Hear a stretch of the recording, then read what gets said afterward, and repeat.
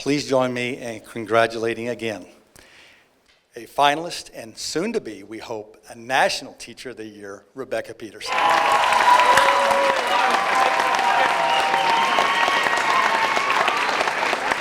Oh, you all.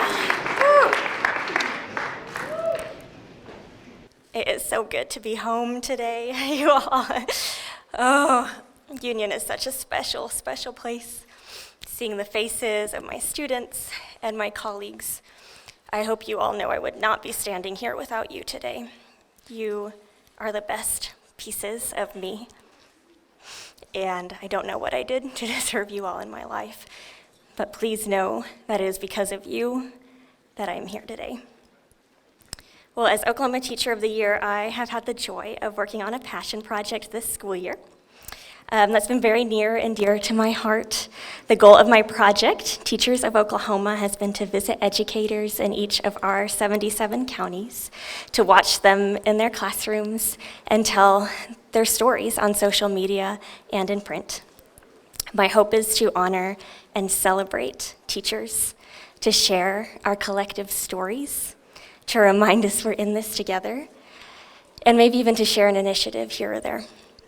But much like when I am in my own classroom, I've learned so much more this year than I could ever have given.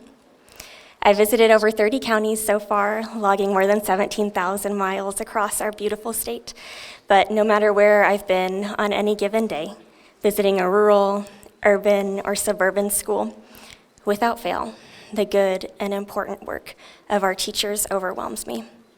Whether I've just visited an English teacher who writes a new research paper alongside her students every single semester, or a pre-K teacher who grabs his guitar to sing goodbye to his young learners, every time I step back into my car, inevitably, I have to turn off all the noise and just drive home in silent reflection, allowing both my heart and my mind to absorb both the beauty and the gravity I was lucky enough to witness.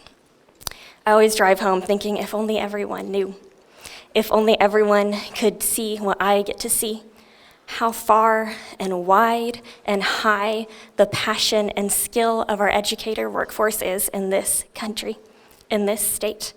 I wish everyone could peek in as many classrooms as I've been able to witness. We have an astoundingly devoted and intelligent cadre of teachers in this state. We cannot take them for granted.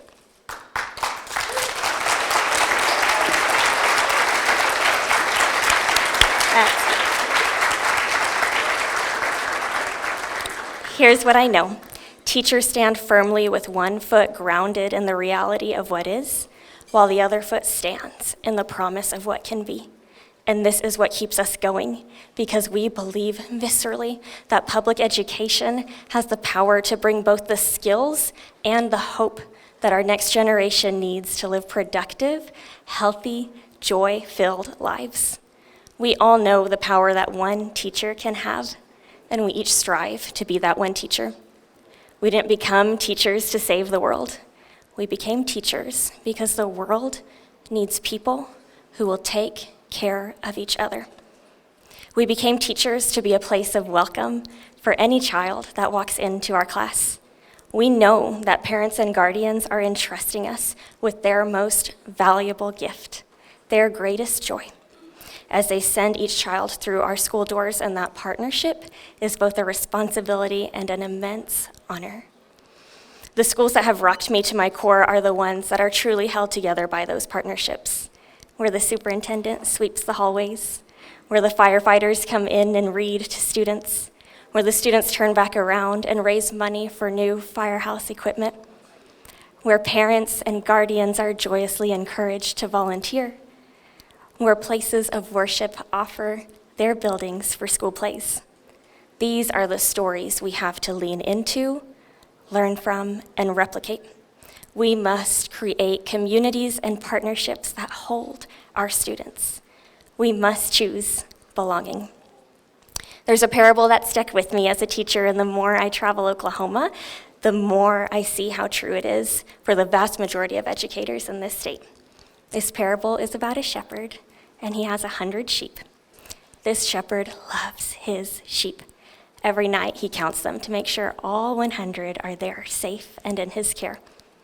One night he counts and realizes one of his little sheep is missing.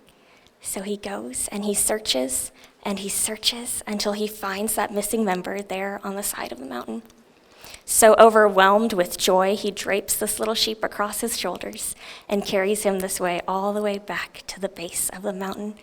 When he gets home, he screams, "You all, I found him. He was lost, but now he's found." See, for this shepherd and for educators, 99 is not good enough. Even when we don't find the missing sheep, even on the days they refuse to come back to the fold, we keep searching and we keep working. Why? Because this work matters. Because we know education equates with freedom, and that freedom is not available to every child on this earth. As an Iranian American woman, I stand acutely aware that liberty for us all is not a guarantee, but rather a product of a nation's people insisting that we belong to each other. Teachers, you are the ones carrying that banner. Thank you for carrying our mission that every single child is in. Everyone deserves to be brought back to the fold. All are welcome. All have a seat at the table. Every voice gets equal representation. That is the heartbeat of this country. And you as teachers safeguard that every day. It is the honor of my lifetime to walk with you and for you, as the words my heart carries are, I slutande kanske vi alla bara går hem till varandra. In the end, maybe we're all just walking each other home.